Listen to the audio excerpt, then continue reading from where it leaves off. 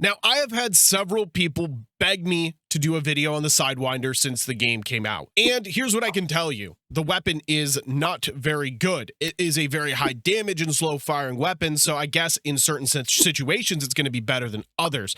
But you are in a lot of situations where faster firing automatic weapons are just going to outgun you, and on top of that, the recoil pattern is pretty bad. I've seen some videos out there where people are claiming that this weapon is overpowered. 100% not the case. I've found a way to limit the recoil as much as possible to make it easier to use. It's going to be most effective at medium range, however. Just keep that in mind. You're not going to want to be taking super long range fights because the recoil will just kind of go too sporadic. In close range, you don't really have a chance in hell unless you have your gun up quicker than them, simply because faster firing weapons are going to outgun a weapon like this. Let's get into the attachments. So starting with a stock here, obviously we're going to be targeting recoil when it comes to the Sidewinder. I'm sure if you're watching this video, you've used it and you're looking to improve your build. So recoil is going to be the #1 priority here. The RB RECOIL heavy stock is going to be the best option in the stock category. It's going to give you aiming idle sway, gun kick control, fire aiming stability, and an increase to your aim down sight speed here. I'm mainly targeting that gun kick control and fire aiming stability, but the other two are nice additions as well. So if we go over here to our statistics, we get 14.9% towards your gun kick control,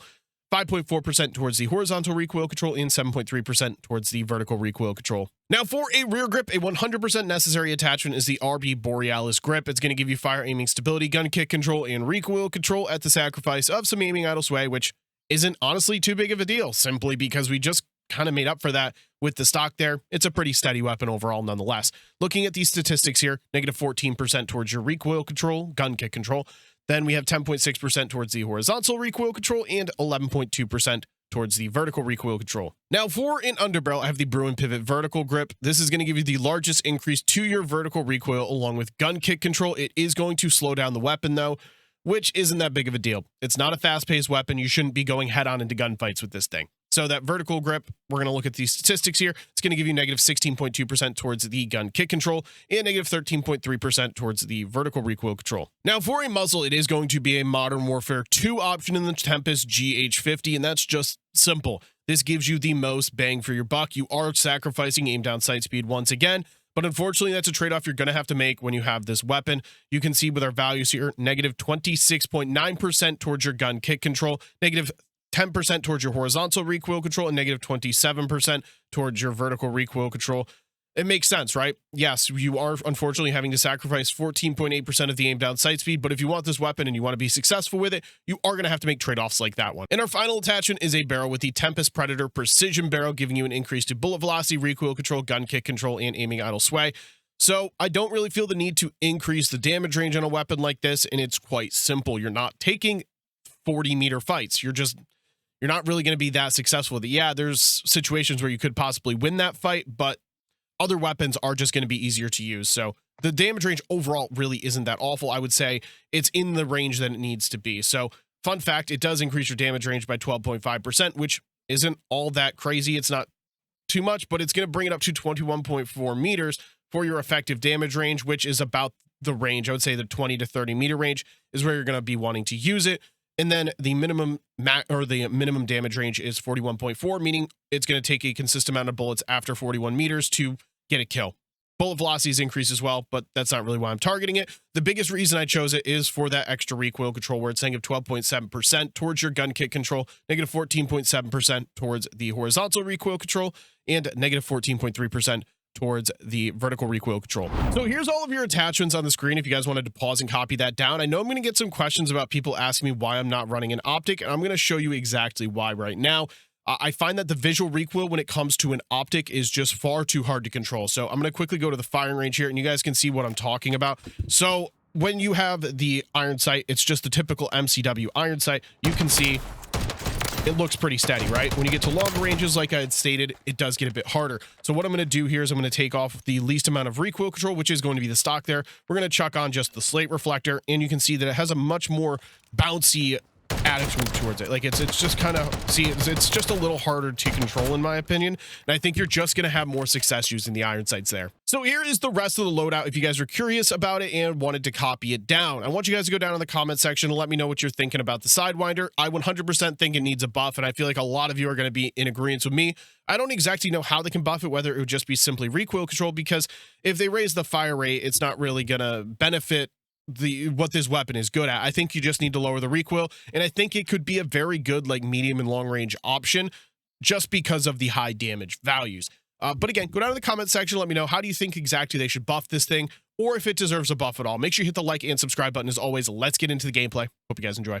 So I've seen some wild takes about the Sidewinder, about how, oh, this thing's not that bad. This thing, it's no recoil. Brother, they're lying to you. Respectfully, if somebody is telling you this gun's got no recoil or it's overpowered, I'm gonna keep it a buck with you. They are lying. Here's the thing, it does do a ton of damage. Like, that's one thing it's got going for it. It's a very high damage weapon. But outside of that, nah. Now, I'm still, as always, gonna feature it. It's just how I do things here. I always feature, doesn't matter how bad the weapon is. I do my best setups because if you're like me, you do want the camos, right? Like, you want to unlock Interstellar, Gold, for these weapons. So in order to make this thing effective, you do have to limit the recoil quite a bit because it's so slow firing that if you miss a shot, you are dead. Pretty simple.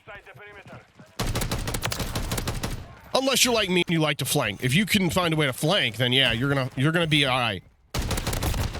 But right there, you see, I missed a shot and I died.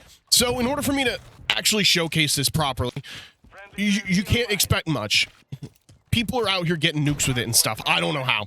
I could definitely see this is one of those weapons that they do decide is deserving of a buff. There's no way they keep this thing the exact same as it's been. No way. The way I find my most success is staying on the flank, man. Just simply staying on the flank. It does all right when it comes to longer ranges, that's for sure. But when you get in close range engagements, you're in danger. Like, simple as that. We're not letting this guy sneak through. I think he already did sneak through. Okay, he got him. Is it the worst gun in Call of Duty ever? Probably not. Probably not. It's like a Man of War, if you ever use the Man of War from MW3. It's like a Man of War knockoff in a way. It's slower. It does a lot of damage, but it's so slow firing that in a game like this, it would need to have the potential to basically two-shot majority of the time. Just how I view it.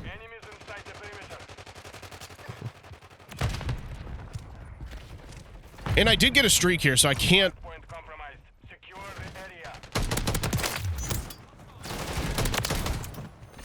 Well, I mean, I can complain, but it's hard for me to complain when I'm...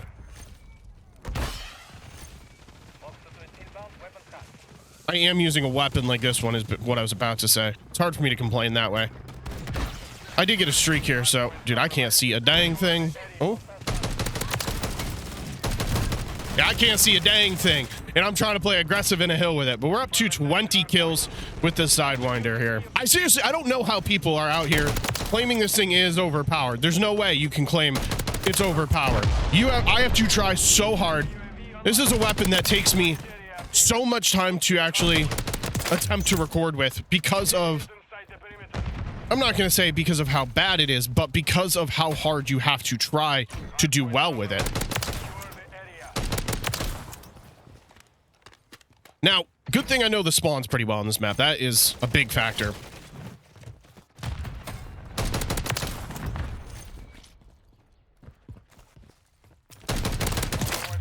Got another helo. We got to... I was about to say, we got to hit the dip because I was in territory there where it's not going to play to the gun's benefits. It's really not.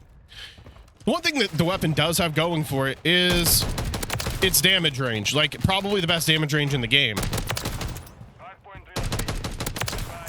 And consistency. Like, it does have very good consistency. Wow. Okay, good freaking play, man. Oh, my God. That's how you outplay... Outplay me right there, throwing knife me. I swear to God, that's always what gets me. Always what gets me. Normally, I would react to that in some kind of way, but I can't complain there. Here's the deal. I would like to try to get a swarm with the thing. I mean, shit. I haven't even gotten advanced UAV with the thing yet, but maybe I should have rated UAV with this. So, Greece. Hear me out. One of the best maps we've had in a DLC form in a long time. Like a long time. I can't be told otherwise. This thing's a top tier map.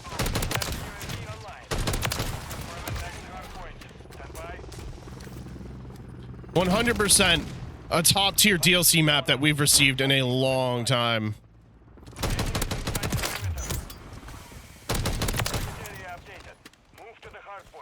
Okay, so they're probably going to try to come here, I would assume.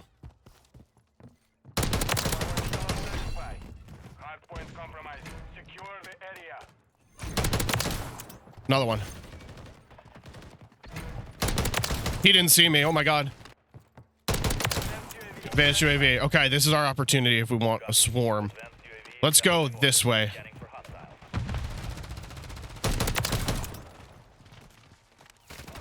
There's a guy there.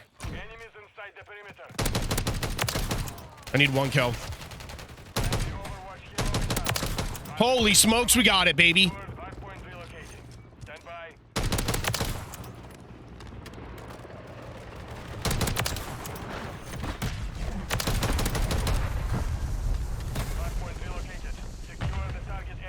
Okay, so I gotta pay attention because I'm gonna have to hit it here.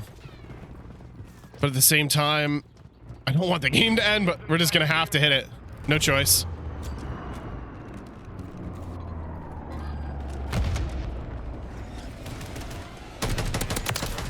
I know how this swarm works. It's going to try to kill me. So I'm trying to stay away from them and keep my distance.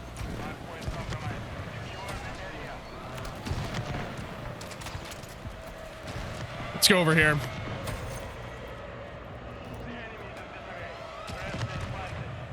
I'm so scared to even go near the objective. I'm on a 21, actually. It's kind of nuts. I don't think a nuke's possible, especially since I can't leave this dang building. Holy, the streaks are going wild from the squad. Absolutely absurd from the squad. I don't know what it's exploding right now.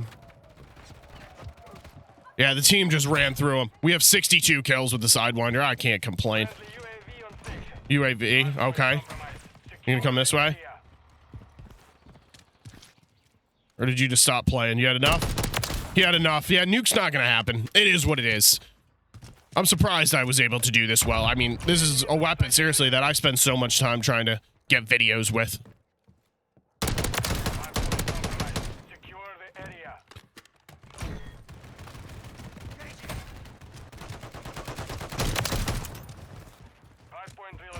Yeah, let's go over here. Oh, they killed him.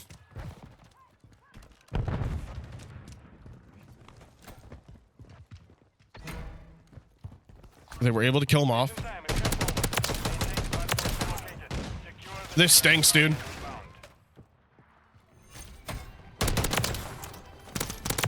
I would have had a nuke. Oh my goodness. 69 kills. 69 kills. What a number. GG's, guys.